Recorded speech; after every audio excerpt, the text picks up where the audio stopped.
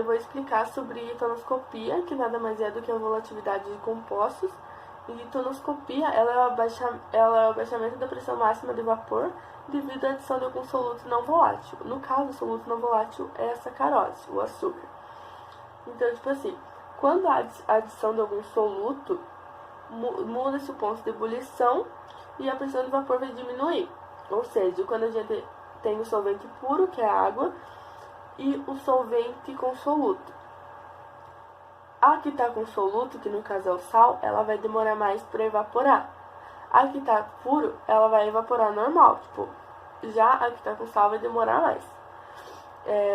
Então, quando a gente adiciona, ou seja, quando a gente adiciona um soluto, vai fazer com que ela evapore com menos facilidade, entende? Ou seja, quanto mais soluto, menor será a pressão de vapor, entende? Menor vai ser a evaporação. Se o solvente puro ele tem um certo valor de pressão de vapor, quando for adicionado soluto, vai provocar um abaixamento na pressão, entende? Vai, tipo, diminuir a pressão de vapor.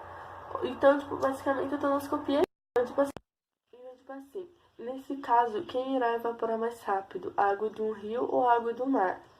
Óbvio que a água do rio, porque ela contém, tipo, menos soluto. Já a água do mar e a água do mar morto, um exemplo, ela vai demorar bem mais para evaporar por conta da grande concentração de sal que há nesses dois locais. Ou seja, então, essa solução, ela só serve para substâncias que serão homogêneas, sabe? Que serão misturadas. Então, elas podem ser gasosas, líquidas e entre outras, entende? Eu vou realizar o experimento da tonoscopia, né? Como as meninas já explicaram nas partes anteriores do vídeo, né? Tonoscopia, o conceito de tonoscopia é quando você tem um solvente e ele no estado puro, ele evapora numa certa temperatura. Aí quando você adiciona um soluto não volátil, o solvente ele evapora numa outra temperatura, enfim, acontece outras coisas com moléculas. Tá. Então eu vou mostrar na prática como que funciona. A água vai ser o solvente, o soluto não volátil vai ser o açúcar que eu vou adicionar. Eu vou deixar ela um tempo na água, no sol, quer dizer. E vamos ver o que acontece. Então, para a realização do nosso experimento, a gente vai usar um pouco de água, né? Que é o nosso solvente. A gente vai usar açúcar, que é o soluto não volátil, mas podia ser sal, Nescau, qualquer coisa do gênero. Tampa, né? Essa aqui é original. Essa aqui eu vou improvisar, né? Porque eu não tenho original, perdi a outra. E aqui a gente demarcou mais ou menos onde vai ficar a água, né? Pra depois a gente fazer um comparativo, né? E explicar o que acontece com a molécula e como que evapora e tudo mais. A gente vai encher aqui o nosso recipiente com água. Não tá bem nivelado aqui, mas...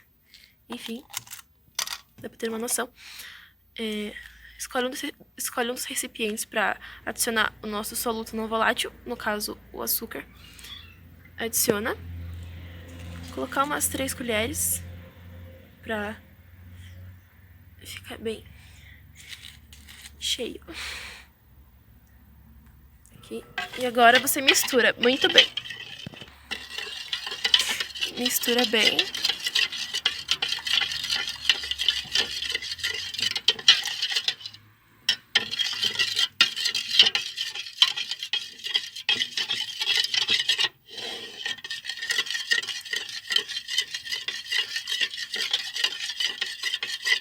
Esse experimento, ele é um pouco demorado. Vai precisar deixar ele mais ou menos umas 6, 7 horas no sol, até dar uma boa diferença na quantidade de água, sabe? Porque vai evaporar e não vai evaporar, enfim. Depois vai ser explicadinho bem o que acontece. Mistura bem.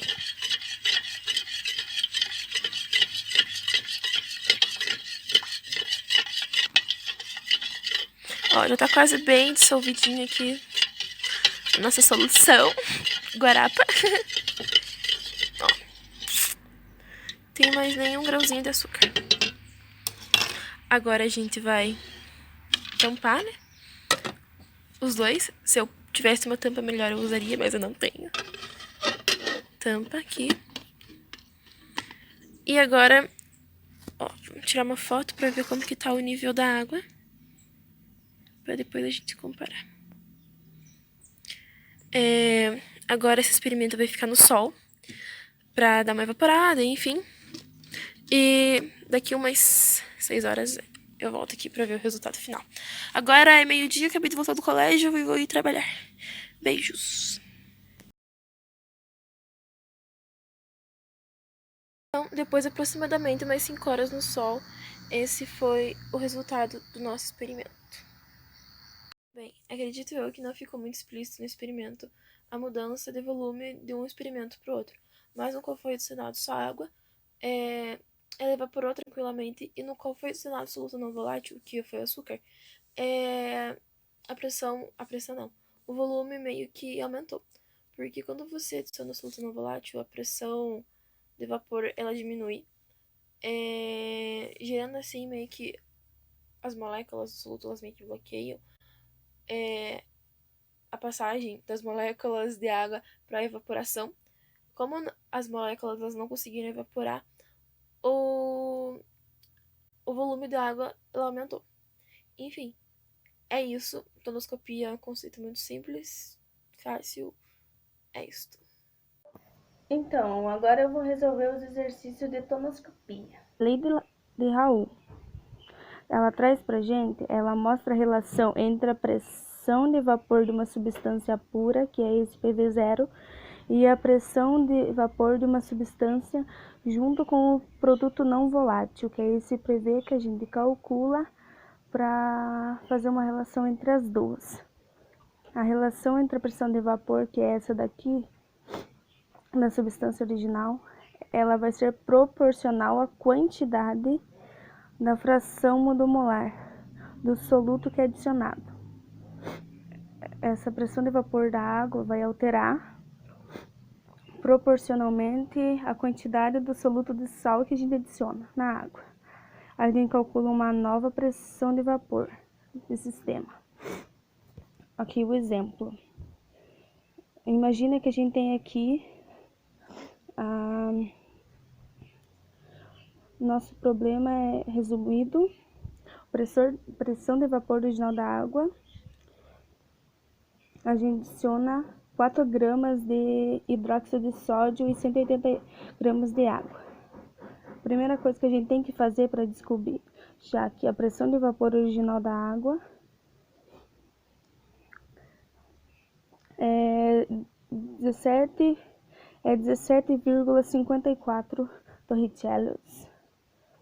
A gente precisa saber a quantidade de mols que existe, quanto de NaOH e quanto de água nessa mistura.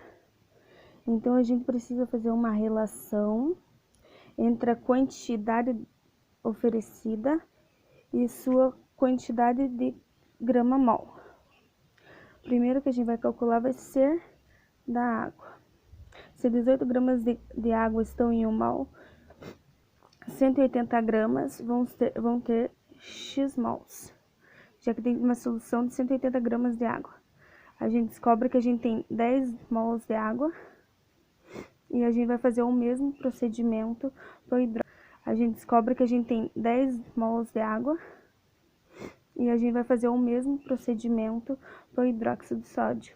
A massa molar do hidróxido de sódio é de 40 gramas por mol. Se a gente tem 4Y, a gente descobre que a gente tem 0,1 molar de mols de hidróxido de sódio nessa mistura. A terceira coisa que a gente precisa fazer é descobrir a nossa fração molar. Como? A fração molar de qualquer coisa é sempre a fração molar do que a gente quer descobrir sobre o todo. Se a gente quer descobrir a fração molar da água, a gente tem que colocar a água, que é 10, divididos pela quantidade de mols do sistema inteiro, que é 10 da água mais 0,1 do hidróxido de sódio. Se a gente jogar isso aqui na calculadora, a gente vai encontrar 0,099.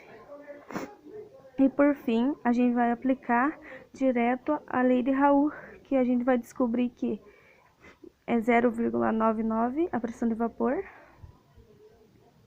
que é a fração molar, vezes a pressão de vapor, que é 17,54. Se a gente comparar, a nova pressão de vapor teve um abaixamento, por menor que seja, ele teve essa redução. Porque o que? Se a gente reparar, a gente tem 10 mols de água por 10 de hidróxido de sódio. Então, é uma proporção muito pequena.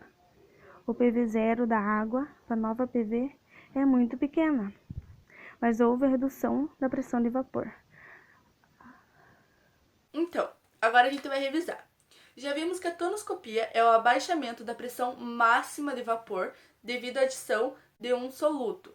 Geralmente, esse soluto é não volátil. O soluto não volátil, no caso, é quando o soluto ele tem um ponto de ebulição maior que o solvente. Eu vou explicar agora em forma de desenho que vai ficar mais simples para entender. Então, vamos imaginar que aqui seja o nosso solvente puro, sem nada de adição de soluto. As moléculas irão se desprender com muito mais facilidade e irá acontecer a sua volatilização. Já desse lado, teremos as moléculas com adição de soluto, que seriam essas em verdinho. Nesse caso, a interação iria impedir e a pressão de vapor ia diminuir bastante. Digamos que aqui seja o nosso soluto seja sal. Poderia ser sal, açúcar, qualquer outra coisa, mas digamos que seja sal. Isso explica porque as águas dos rios evaporam com bem mais facilidade que as águas dos mares. Então, é muito importante a gente lembrar que quanto maior a adição de soluto, menor é a pressão do vapor. Aqui, no gráfico agora, a gente pode ver. A gente tem uma curva onde tem um solvente puro, uma substância pura, que no caso ela está sozinha, ela não tem adição de nada. E aqui, uma solução com o soluto. A gente pode ver que a curva de volatilidade, ela é diferente, ela é muda, que seria a curva de pressão. Essa substância, ela vai se tornar mais resistente à evaporação em qualquer tipo de frasco ou recipiente. Justamente porque o soluto ele tem uma alta interação com o solvente e ele impede que esse solvente passe para o estado de vapor. Então, quanto maior a adição de soluto, menor a pressão de vapor. E com isso, a gente encerra o vídeo de tonoscopia.